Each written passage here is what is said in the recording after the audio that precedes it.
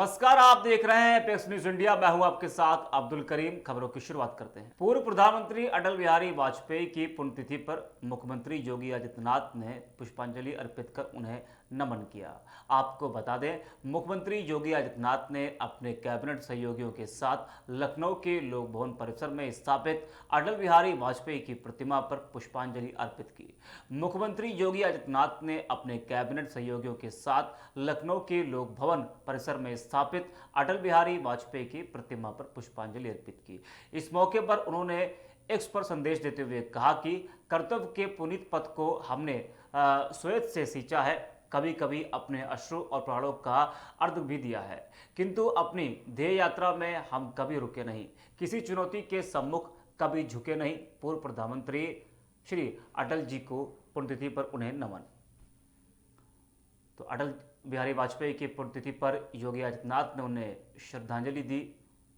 वहीं पूर्व प्रधानमंत्री अटल बिहारी वाजपेयी की आज 5वीं पुण्यतिथि है। पीएम नरेंद्र मोदी ने सदैव अटल स्मृति स्थल जाकर वाजपेयी जी को श्रद्धांजलि अर्पित की। इस मौके पर राष्ट्रपति द्रौपदी मुर्मू, उपराष्ट्रपति जगदीप धनखड़, लोकसभा स्पीकर ओम बिरला, गृह मंत्री अमित शाह, रक्षा मंत्री राजनाथ सिंह समेत तमाम नेता उपस्थित रहे।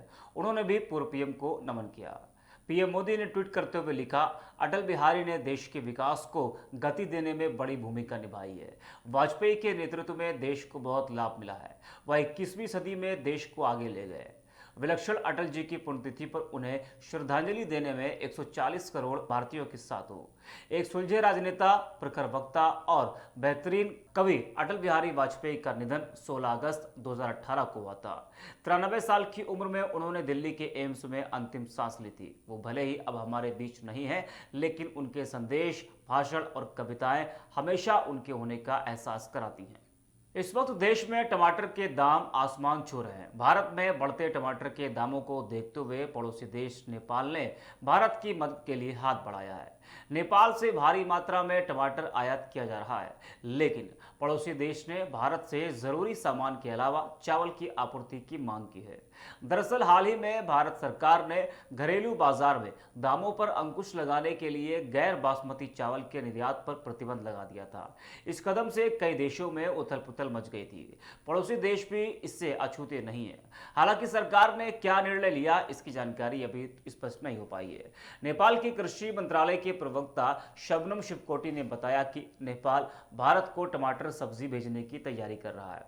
भारत सरकार को बदले में इसकी बाजार में पहुंच आसान करनी होगी और कुछ जरूरी सामान भेजने होंगे। जानकारी के मुताबिक नेपाल ने सरकार को पत्र लिखकर आग्रह किया है कि टमाटर के बदले चावल व चीनी का निर्यात करें। तो पड़ोसी मुल्क भारत को नेपाल देगा, उसके बदले में नेपाल ने चावल और चीनी की डिमांड की है।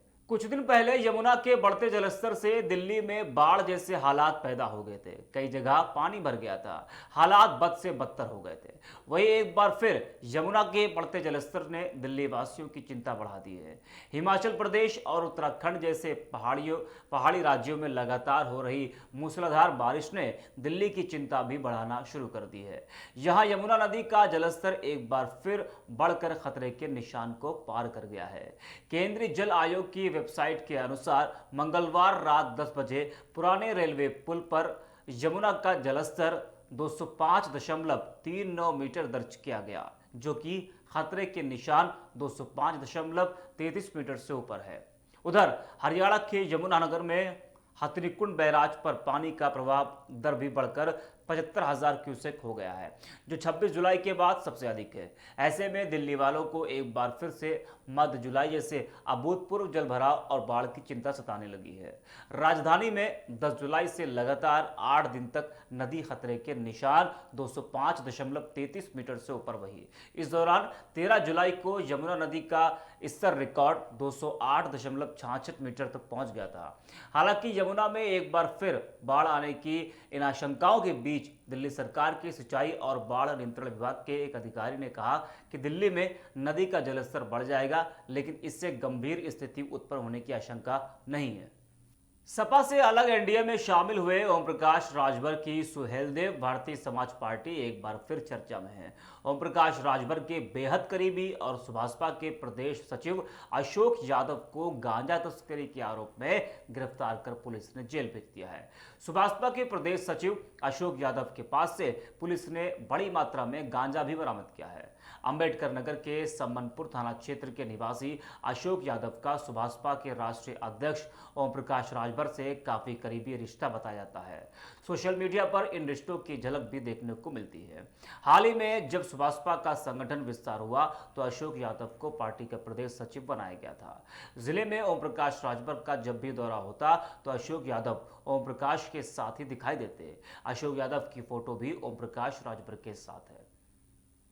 तो ओम प्रकाश राजभर के काफी करीबी नेता गांजा तस्करी के मामले में गिरफ्तार हुए हैं। पुलिस ने उनको गांजा तस्करी के मामले में गिरफ्तार कर लिया है।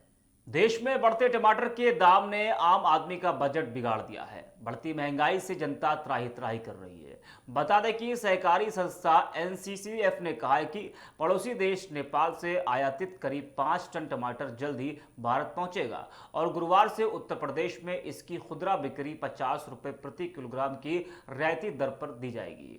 भारतीय राष्ट्रीय सहकारी उपभोक्ता संघ लिमिटेड ने नेपाल से 10 टन टमाटर के आयात के लिए अनुबंध किया है। एनसीसीएफ केंद्र सरकार की ओर से टमाटर के आयात के साथ साथ घरेलू खरीद भी कर रहा है और उपभोक्ताओं को उच्च कीमतों से राहत देने के लिए रियायती दर पर उनकी खुदरा बिक्री कर रहा है।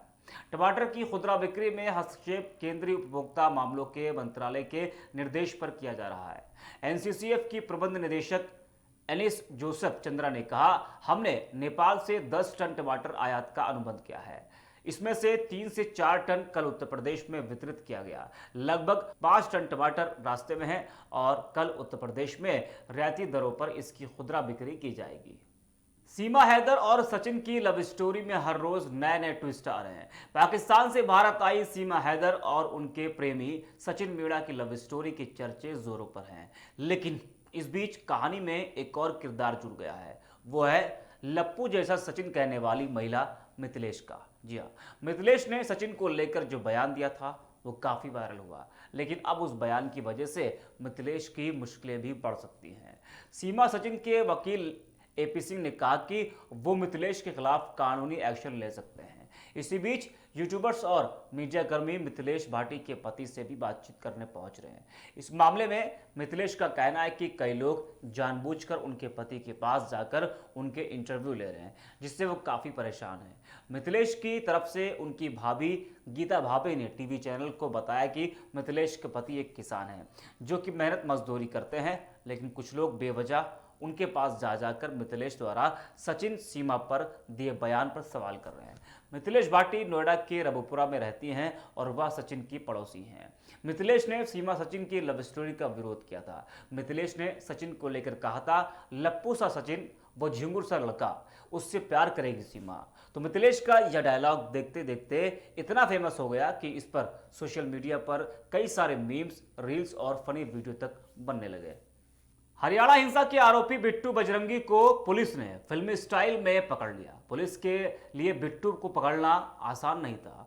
पुलिस को उसे पकड़ने के लिए दौड़ लगानी पड़ी, जैसा कि वीडियो में आपने देखा होगा। लेकिन वहीं अब बिट्टू बजरंगी की गिरफ्तारी के बाद विश्व हिंदू परिषद का बयान भी सामने आ गया है।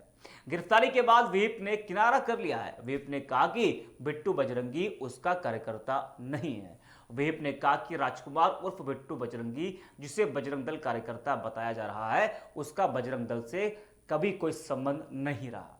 व्हीप के प्रवक्ता विनोद बंसल ने कहा कि उसके द्वारा कथित रूप से जारी किए गए वीडियो की सामग्री को भी विश्व हिंदू परिषद उचित नहीं मानती है।